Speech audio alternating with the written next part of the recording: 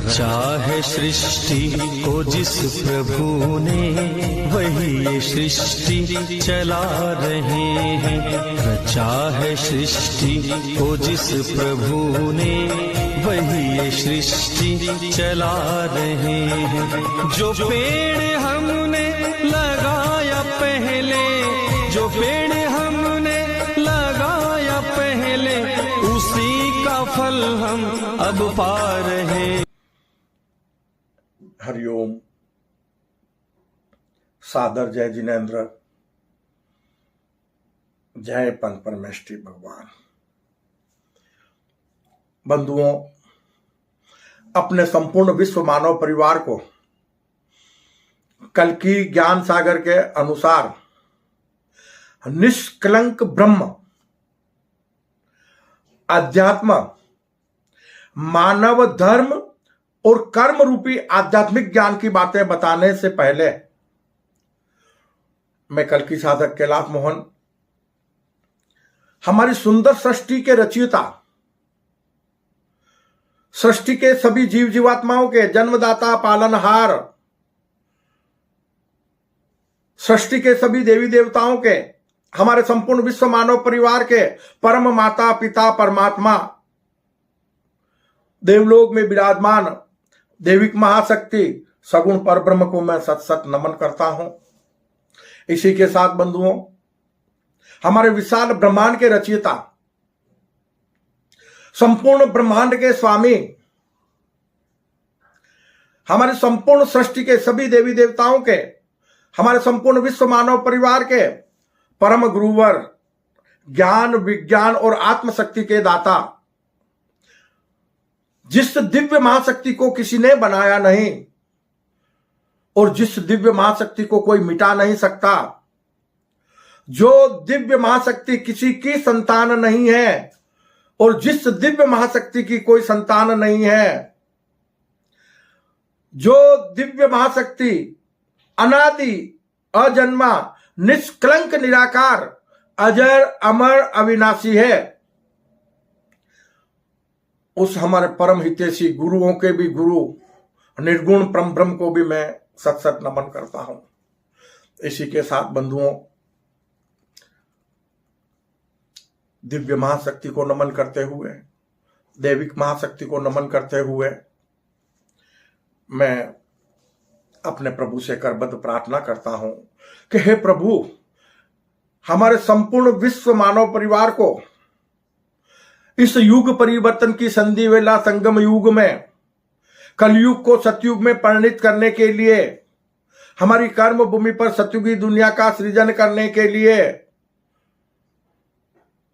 वो सद्बुद्धि प्रदान करो, वो अद्भुत रहस्यमय सृष्टि सृजन का रहस्यमय ज्ञान प्रदान करो, जिससे हमारी कर्म भूमि पर मानव मात्र सत्कर्मी निष्काम कर्म योगी बन जाए।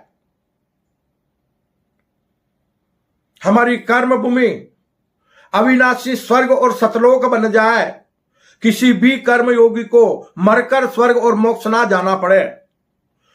इसी भावना के साथ बंधुओं, कल की ज्ञान सागर का आज का हमारा विषय है कि कर्म भूमि पर मानव अपने भौतिक शरीर रूपी में से, इस नश्वर भौतिक शरीर रूपी में से मुक्त होकर ही मृत्यु लोक से मुक्ति पा सकता है। अगर हमें इस कर्म भूमि पर जन्म मरण से मुक्ति पाना है तो सर्वप्रथम इस भौतिक शरीर रूपी में से मुक्त होना होगा। जो इस भौतिक शरीर रूपी में से मुक्त हो गया, उसे जन्म मरण से मुक्ति मिल गई। चिंतन करना इस बात को। कल की ज्ञान सागर के इस अमूल्य ज्ञान को अपने जीवन में उतार लेना, आपका अमूल्य मानव जीवन सार्थक हो जाएगा।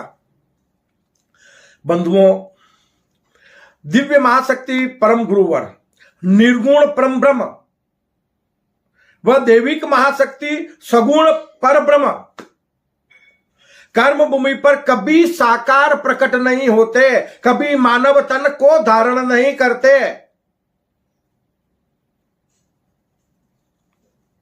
दोनों महाशक्तियां कर्म भूमि पर परकाय प्रवेश करके मानव तन के भीतर मनुष्य रूपी जीवात्मा और परम पवित्र आत्मा में अवतरित होते हैं, उनका प्राकट्य होता है, जन्म मरण नहीं होता कर्म भूमि पर। इस ज्ञान के बारे में हमारे कर्म योगी श्री कृष्ण ने भी गीता में बहुत अच्छे तरीके से बताया है, बस लोगों ने इस अमूल्य ज्ञान को ग्रहण नहीं किया। भगवान कृष्ण ने बताया है कि अवतार मानव तन के भीतर होता है, बाहर नहीं। कोई बिरला साधक ही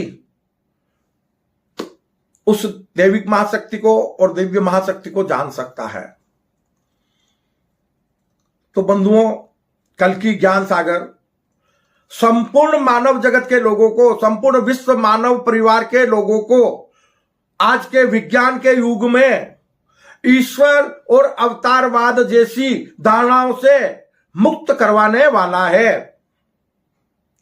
मानव स्वयं को जान ले, मानव स्वयं के भीतर विद्यमान ईश्वरीय वैभव को जान ले, मानव अद्भुत रहस्यमय सृष्टि सीजन के रहस्यमय ज्ञानानुसार दिव्य महाशक्ति के सत्य स्वरूप को जान ले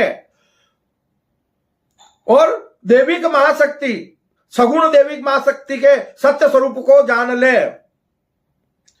ईश्वर एक है, पहले भी बताया, फिर एक बार आपको हम बता रहे हैं कल की ज्ञान सागर के अनुसार कि दिव्य महाशक्ति यानी ईश्वर एक है, उसी के दो स्वरूप और दो चरित्र हैं, दोनों एक ही सिक्के के दो पहलू हैं। जो दिव्य महाशक्ति निर्गुण स्वरूप में निष्कलंक निराकार है, अजन्मा है, ज्ञान विज्ञान और आत्मशक्ति का दाता है, वही दिव्य महाशक्ति सगुण दैविक महाशक्ति के रूप में हमारे जन्मदाता पालनहार बने हुए हैं, सुंदर सृष्टि के रचिता बने हुए हैं, हमारे परम माता पिता परमात्मा बने हुए हैं। और सारा खेल सृष्टि का बंधुओं ईश्वर के निर्गुण और सगुण स्वरूप के बीच चल रहा है, दूसरा कोई है ही नहीं।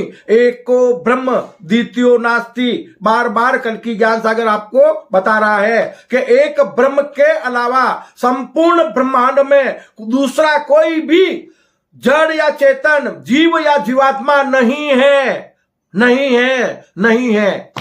इस बात को नोट कर लेना कि छोटे से छोटा जीव भी सगुण परब्रह्म का रूप है। अनेक प्रकार के तन हैं कर्म भूमि पर, अद्भुत रहस्यमय सृष्टि सीजन के रहस्यमय ज्ञानानुसार। एक इंद्रिय, दो इंद्रिय, तीन इंद्रिय, चार इंद्रिय, पांच इंद्रिय, और जितने इंद्रियों वाले जीव हैं ना, वो उतने ही प्रकृति के पंच तत्वों से बने हुए हैं। प्रकृति के एक तत्व से भी बने हुए जीव हैं, प्रकृति के दो तत्व से भी बने हुए जीव हैं, प्रकृति के तीन तत्वों से भी बने हुए जीव हैं, प्रकृति के चार तत्वों से भी बने हुए जीव हैं, और प्रकृति के पांच तत्वों से बने हुए भी जीव जीवात्मा इस कर्म भूमि पर विचरण करते हैं। तो हमें इस अद्भुत रहस्यमय सृष्टि जीवन के रहस्यमय खेल को समझने की जरूरत है। हमें ईश्वर के निर्गुण स्वरूप को और उसी ईश्वर से प्रकट हुई महामाया, उसी के दैविक महाशक्ति रूपी सगुण स्वरूप को समझने की जरूरत है, क्योंकि हम कर्म भूमि पर निर्गुण ईश्वर का सगुण स्वरूप है। क्यों है? क्योंकि हम सतलोक से अवतरित नहीं हुए, देवलोक से अवतरित हुए, और देवलोक क्या है? हमारे परम माता पिता परमात्मा सगुण परब्रह्म है। तो हम सगुण परब्रह्म की संतान हैं, हम सगुण परब्रह्म के वंशज हैं, इसीलिए हम कर्म भूमि पर सगुण स्वरूप है, मनुष्य रूपी जीवात्मा के रूप में। अब मनुष्य रूपी जीवात्मा, जीव और आत्मा के संयोग को जीवात्मा कहा गया है।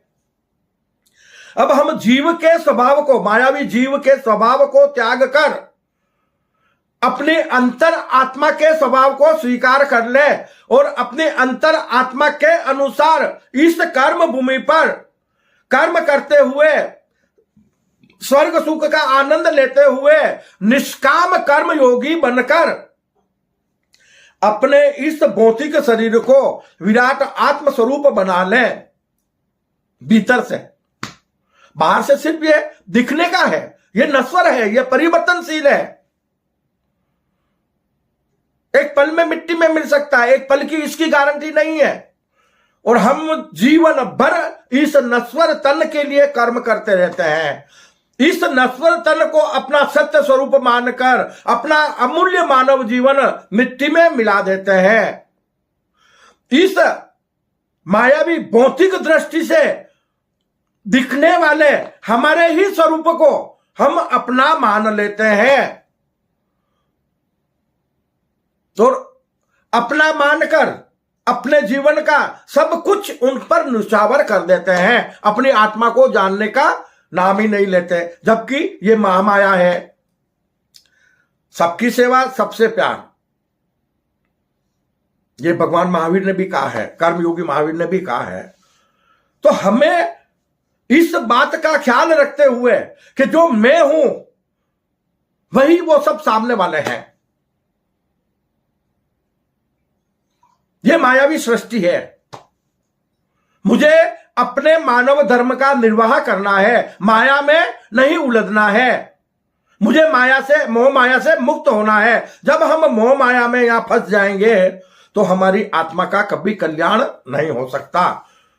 तो बंधुओं, कल की ज्ञान सागर आपको बार बार आपके सत्य स्वरूप की याद दिलाने का कार्य कर रहा है कि आप अपने भीतर अपने सत्य स्वरूप विराट आत्म स्वरूप को जान लो।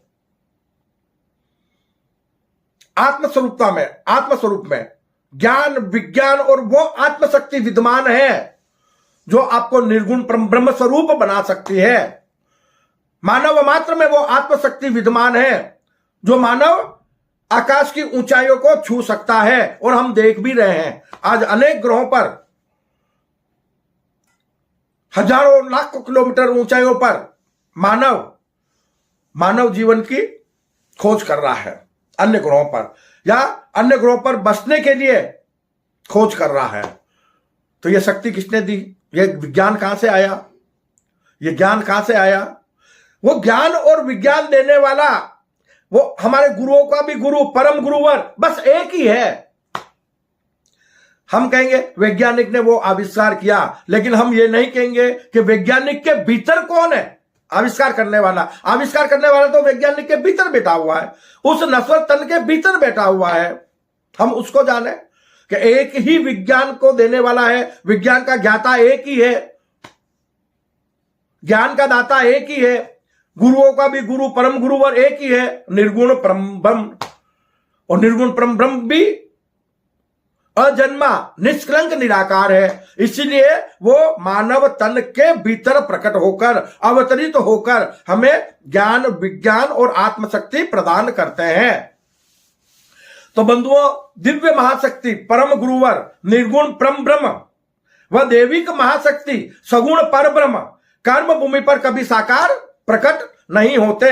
दोनों महाशक्तियां कर्म भूमि पर परकाय प्रवेश कर अवतरित होती है। उनका मानव तन के भीतर प्राकटय होता है और कर्म भूमि पर धर्म की स्थापना व प्रभावना के कार्य उस मानव तन के माध्यम से करते हैं। यह मानव तन मनुष्य रूपी जीवात्मा के लिए, दिव्य महाशक्ति के लिए, देविक महाशक्ति के लिए एक रथ के समान है, एक साधन है। इस कर्म भूमि पर भ्रमण करने के लिए, कर्म भूमि पर विचरण करने के लिए, कर्म भूमि पर कर्म करने के लिए।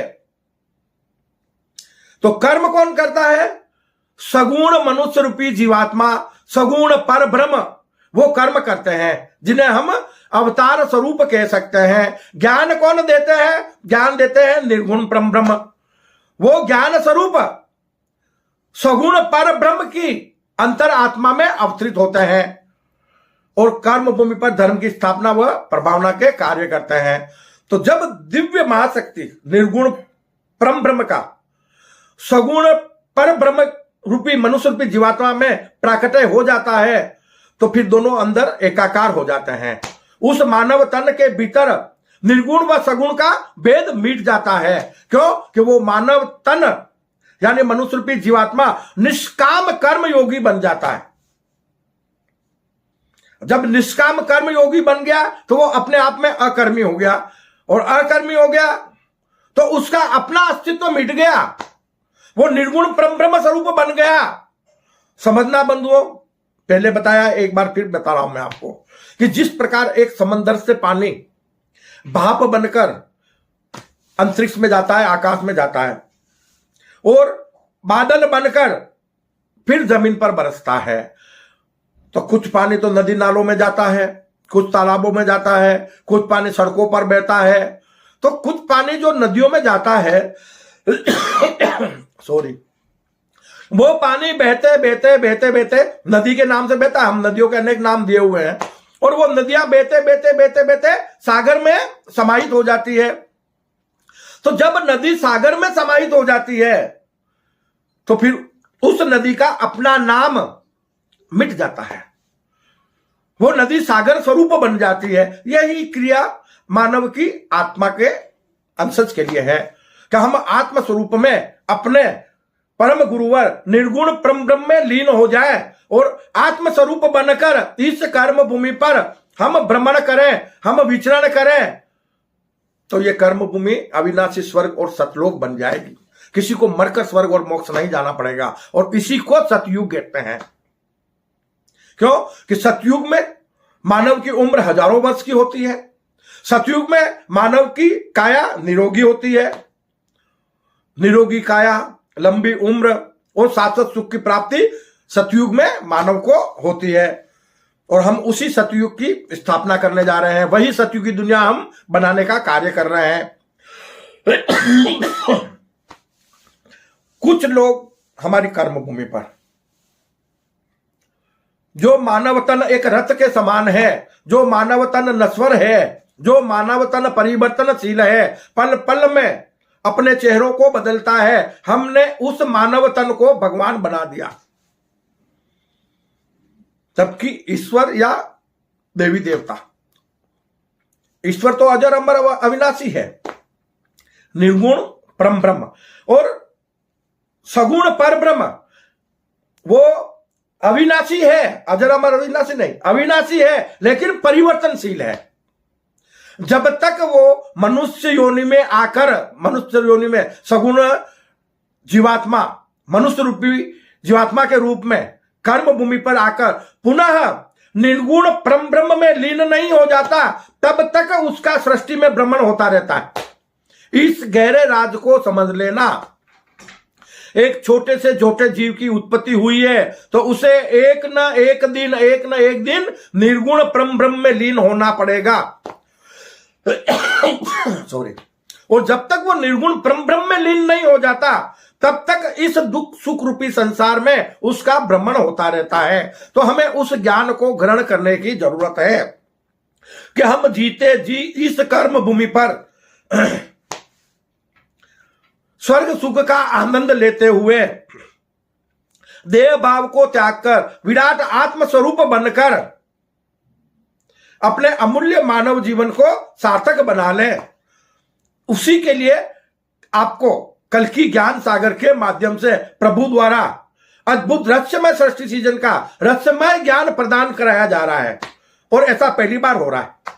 अगर पहले हुआ होता ना तो आज कर्म भूमि पर मानव मात्र निर्गुण परम ब्रह्म स्वरूप होता, विराट आत्म स्वरूप होता, कभी युग परिवर्तन होते ही नहीं। जैसे हमने पहले भी बताया है ना कि त्रेता में कर्मयोगी श्री राम ने धर्म की प्रभावना की। अगर उस धर्म को हमारे विश्व मानव परिवार के लोगों ने ग्रहण कर लिया होता और उनके बताए मार्ग पर चले होते तो फिर वापस सतयुग आ जाता।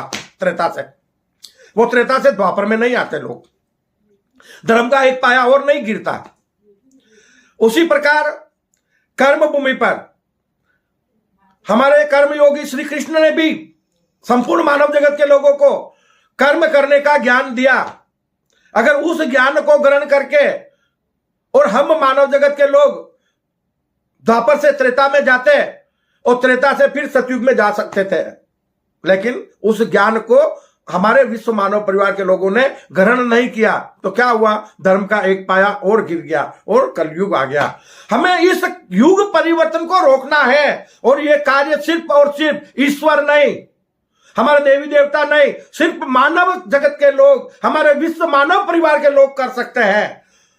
क्यों कि कर्म भूमि मानव जगत के कर्मों के अनुसार बनती बिगड़ती है।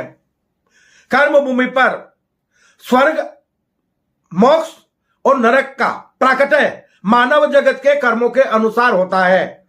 मोक्ष किसको कहा गया है, आप अच्छी तरह से समझ लेना, कल की ज्ञान सागर के अनुसार बता रहा हूं कि सतयुगी दुनिया में हम जीवन जीते हैं, उसे मोक्ष कहा गया है। सतयुग में मानव मात्र को शाश्वत सुख की प्राप्ति होती है। सतयुग में मानव के किसी प्रकार के कोई रिश्ते नहीं होते, वो सबको अपना समझता है, सबकी सेवा, सबसे प्यार, ये होता है सतयुग। किसी तरह का कोई भेदभाव नहीं होता, एक ही धर्म होता है, मानव धर्म। और उसी सतयुगी दुनिया का सृजन हमें करना है, तो वो मोक्ष रूपी शाश्वत सुख प्रदान करेगा हमें। कर्म भूमि पर जीते जी हमें स्वर्ग सुख का भी आनंद मिलेगा, हम स्वर्ग सुख का भी आनंद लें, मोक्ष रूपी शाश्वत सुख का भी आनंद लें और अपने अमूल्य मानव जीवन को सार्थक बना लें। यह है कल की ज्ञान सागर का मकसद, कि हम धर्म को समझ लें। अब कलयुग में एक ही पाया होता है धर्म का, और आज हमारी कर्म भूमि पर 90% पाप का बोझ बढ़ चुका है। धरती डोल रही है, पता नहीं कब महाविनाश होकर मानव जाति का नामो निशान मिट जाए, सब कुछ मिट्टी में मिल जाए, और एक बार फिर से हमारे परम माता पिता परमात्मा को नवीन सृष्टि का सृजन करना पड़े, और फिर हमें वापस यहां तक पहुंचने में 5000 साल लगभग लग जाएंगे। तो हमने जो कुछ भी हासिल किया है, जितने विकास हासिल किए हैं, वो कुछ ही पल में मिट्टी में मिल जाएंगे, सब बना बनाया खेल खत्म हो जाएगा। तो क्या हम हर बार यही करते रहना है? तो बंधुओं, बार बार बार बार हर बार कर्म भूमि पर महाविनाश ना हो, बार बार हर बार युग परिवर्तन ना हो, सतयुगी दुनिया कायम रहे, सतयुग कर्म भूमि पर कायम रहे, मानव मात्र देवी देवता तुल्य बनकर, निर्गुण परम ब्रह्म स्वरूप बनकर इस कर्म भूमि पर भरपूर स्वर्ग सुख का आनंद ले सके भौतिक शरीर से, और आत्मस्वरूपता में शाश्वत सुख को प्राप्त कर सके। वही कार्य करने के लिए प्रभु हमारे कल की ज्ञान सागर के माध्यम से संपूर्ण विश्व मानव परिवार को अमूल्य ज्ञान प्रदान कर रहे हैं। यह एक ऐसा ज्ञान है ना तो आज तक कर्म भूमि पर प्रकट हुआ है, और न ही किसी के पास है। यह अंतः प्रेरणा से इस कल की साधक के हृदय में ईश्वरीय ज्ञान का प्रकटय हुआ है। क्यों कि हम सब मानते हैं ईश्वर एक है, लेकिन एक ही ईश्वर के दो स्वरूप और दो चरित्र हैं। एक को ब्रह्म द्वितीय नास्ति का परम सत्य अर्थ जो है, भावा अर्थ जो है कि संपूर्ण ब्रह्मांड में एक ब्रह्म के अलावा दूसरा कोई नहीं है, दूसरा कोई नहीं है, चाहे वो कोई भी जीव जीवात्मा रहने दो, जड़ या चेतन रहने दो। तो बंधुओं, कौन किसको मार रहा है, कौन किससे लड़ रहा है, कौन अपना है, कौन पराया है? तो इसीलिए कल की ज्ञान सागर में प्रभु ने मुझे अंतः प्रेरणा से 4 लाइनें दी है। उन लाइनों पे आप गौर करना कि श्यम से श्यम तक एक निर्गुण परम ब्रह्म भी है, वही सगुण बने हैं, और सगुण से वही सृष्टि के अनेक प्रकार के जीव जीवात्मा बने हैं, और अनेक प्रकार के जीव जीवात्मा से वही मनुष्य रूपी सर्वश्रेष्ठ जीवात्मा बने हैं, और वही मनुष्य रूपी सर्वश्रेष्ठ जीवात्मा बनकर पुनः निर्गुण स्वरूप को प्राप्त कर सकते हैं। ये सारा खेल सृष्टि का चल रहा है। इस खेल को समझ लेना कि श्यम से श्यम तक जिंदगी एक सफर है, और ये मायावी दुनिया है। इस मायावी दुनिया में हम अपने भीतर के विशाल ईश्वरीय वैभव को जान लें, हम स्वयं को जान लें, हम स्वयं के साधक बन जाएं, मानव मात्र कर्म भूमि पर ईश्वर स्वरूप है, निर्गुण परम ब्रह्म का रूप है। बस वो अपने आप को जान ले तो मानव ही ईश्वर है। ये कल्कि ज्ञान सागर पूर्ण दावे के साथ कहता है कि एक न एक दिन संपूर्ण मानव जगत के लोगों को इस बात को स्वीकार करना होगा कि नहीं, मानव मात्र इस कर्म भूमि पर ईश्वर है, सगुण स्वरूप में, और निर्गुण स्वरूप को प्राप्त करके और पुनः अपने स्वरूप में लीन हो सकता है। हम उस ज्ञान को ग्रहण कर ले जो प्रभु हमें परम दयालु बनकर वो ज्ञान प्रदान कर रहे हैं कल्कि ज्ञान सागर के माध्यम से। तभी हमारा इस कर्म भूमि पर अमूल्य मानव जीवन सार्थक हो सकता है। तो बंधुओं, हम कर्म भूमि पर ईश्वर के नाम पर, परमात्मा के नाम पर, अनेक प्रकार के देवी देवताओं के नाम पर इस नश्वर तन की पूजा नहीं करें। यह नश्वर तन परिवर्तनशील है। नश्वर तन कभी कर्ता नहीं बन सकता। हरता, करता और भरता वो इस तन के भीतर बैठा हुआ है। मनुष्य रूपी जीवात्मा के रूप में वो है सगुण पर ब्रह्म, एक ही जीवात्मा है। उसी से अनेक प्रकार के जीव जीवात्माओं की उत्पत्ति हुई है। ज्ञात रखना कि जैसे एक पिता से 5 संतानें पैदा होती है, 10 संतानें पैदा होती है, तो उसी प्रकार उनकी मनोइच्छा से अनेक प्रकार की योनियों के जीव जीवात्माओं की उत्पत्ति हुई है। और अनेक प्रकार की योनियों में त्रासदियां भुगतते हुए कर्म भूमि पर हमें सृष्टि की सर्वश्रेष्ठ योनि मनुष्य योनि की प्राप्ति होती है। और ये जब मनुष्य योनि हमें मिलती है ना, तो वो निर्गुण स्वरूप को प्राप्त करने के लिए मिलती है। हम अपने सगुण स्वरूप को त्याग कर इस कर्म भूमि पर इसी तन में रहते हुए निर्गुण विराट आत्म स्वरूप बन जाएं, तो मानव मात्र का कर्म भूमि पर अमूल्य मानव जीवन सार्थक हो जाएगा। हमें इस ज्ञान को ग्रहण करने की जरूरत है। क्यों कि ये अद्भुत रहस्यमय सृष्टि सृजन का रहस्यमय मायावी खेल हमारे बीच चल रहा है। हम अपने आप को जान ले, हम अपने आप के साधक बन जाए, तो सारी समस्याओं का समाधान हो जाएगा। कर्म भूमि पर युग परिवर्तन रुक जाएंगे। विशाल ब्रह्मांड में मानव अनेक दुनिया बसाकर एक दुनिया से दूसरी दुनिया का भ्रमण कर सकेगा। कब? जब मानव मात्र कर्म भूमि पर सत्कर्मी निष्काम कर्म योगी बन जाएंगे। और बंधुओं, यहां एक बात और बता देता हूं कि जब तक हमारी धरती पर पाप का बोझ रहेगा, जब तक हमारे विश्व मानव परिवार के लोगों के भीतर तामसिक प्रवृत्तियां रहेगी, जब तक हमारे विश्व मानव परिवार के लोग पाप कर्म करेंगे, तो हम आकाश की ऊंचाइयों को नहीं छू सकते। हम सब के सब मिट्टी में मिल जाएंगे। पाप कर्म करने वालों को मिट्टी में ही मिलना पड़ता है। वो आकाश की ऊंचाइयों को नहीं छू सकते। वो हम लोग कर्मों से बच के कहीं जा नहीं सकते। हमें अपने कर्मों का फल भुगतना ही होता है। अद्भुत रहस्यमय सृष्टि सृजन के रहस्यमय ज्ञानानुसार कर्म बने अच्छे हो या बुरे, उसका फल भुगते बिना इस मनुष्य रूपी जीवात्मा को कभी मुक्ति प्रदान नहीं होती। उसीलिए कल्कि ज्ञान सागर कहता है कि हम इसी कर्म भूमि पर रहते हुए देह भाव को त्याग कर विदेही भाव में विराट आत्म स्वरूप बनकर अपना जीवन यापन करें। तो बंधुओं, जब हम कर्म भूमि पर संपूर्ण विश्व मानव परिवार के लोग विदेही भाव में विराट आत्म स्वरूप बन जाएंगे, तो हमारी कर्म भूमि अविनाशी स्वर्ग बन जाएगी, सतलोक बन जाएगी। और यह काम कोई मुश्किल काम नहीं है। बनकर देखो सबके सब। कल्कि ज्ञान सागर का एक ही संदेश है कि सबके सब सत्कर्मी निष्काम कर्म योगी बन जाओ और सत्यवादी बन जाओ। मानव मात्र का अमूल्य मानव जीवन सार्थक हो जाएगा। किसी को किसी प्रकार की त्रासदी नहीं आएगी। कर्म भूमि पर विश्व धर्म शासन की स्थापना हो जाएगी। सभी को एयर कंडीशन स्कूल कॉलेज मिलेंगे, एयर कंडीशन हॉस्पिटल्स मिलेंगे, सभी को समान सुविधाएं मिलेगी। किसी को एक रत्ती भर तकलीफ नहीं होगी, कोई गरीब अमीर नहीं होगा। हम वो कर सकते हैं, मानव जगत के लोग कर सकते हैं। ईश्वर मानव को कर्म करने का सिर्फ ज्ञान दे सकता है, किसी से निर्धारित कर्म नहीं करवा सकता। इस बात का विशेष ध्यान रखना। मानव चाहे तो कर्म भूमि को नरक बना ले और चाहे तो अविनाशी स्वर्ग और सतलोक बना ले। मानव को रहना तो इसी कर्म भूमि पर है। अब कैसे रहना है, यह मानव के हाथ में है।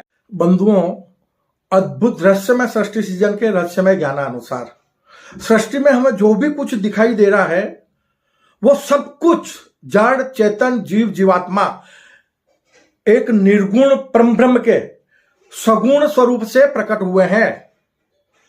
एक सगुण परब्रह्म ही संपूर्ण सृष्टि में सभी जीव जीवात्माओं के रूप में भ्रमण कर रहे हैं।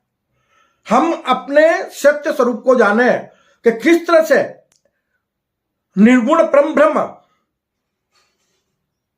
संपूर्ण ब्रह्मांड में और संपूर्ण सृष्टि में विचरण कर रहे हैं, भ्रमण कर रहे हैं। तो समझना बात को कि स्वयं से स्वयं तक जिंदगी एक सफर है और जिंदगी के इस सफर में स्वयं ही स्वयं के हम सफर है, दूसरा कोई है ही नहीं। सृष्टि के इस संसार में कभी खुशी कभी गम, न ही कोई हमारा है न ही किसी के हम। यानी हमें जो भी कुछ दिखाई दे रहा है, जितने भी जीव जीवात्मा दिखाई दे रहे हैं, वो सब हमारा ही स्वरूप है। मानव ही ईश्वर का साक्षात रूप है। सगुण स्वरूप में, साकार स्वरूप में मानव ईश्वर का स्वरूप है, लेकिन सगुण स्वरूप है। और सगुण स्वरूप से कर्म भूमि पर मानव पुनः निर्गुण स्वरूप में लीन हो सकता है। यह है अद्भुत रहस्यमय सृष्टि सृजन का रहस्यमय ज्ञान। इसे ग्रहण करें और अपना अमूल्य मानव जीवन इस कर्म भूमि पर सार्थक बनाएं। बंधुओं, यह ईश्वरीय चैनल कल्कि ज्ञान सागर आपका अपना चैनल है। इसे ज्यादा से ज्यादा सब्सक्राइब करें, लाइक करें, शेयर करें, ताकि हम इस कल्कि ज्ञान सागर चैनल के माध्यम से अपने संपूर्ण विश्व मानव परिवार के बीच प्रभु द्वारा दिया जा रहा ज्ञान उन तक पहुंचा सकें, ताकि मानव मात्र का, हमारे संपूर्ण विश्व मानव परिवार के लोगों का अमूल्य मानव जीवन सार्थक हो सके। इसी भावना के साथ बंधुओं, अपने संपूर्ण विश्व मानव परिवार का कल्याण चाहते हुए मैं अपने वाणी को विश्राम देता हूं। जय अहिंसा, ओम विश्व शांति, सत्यमेव जयते, सत्यमेव जयते, सत्यमेव जयते।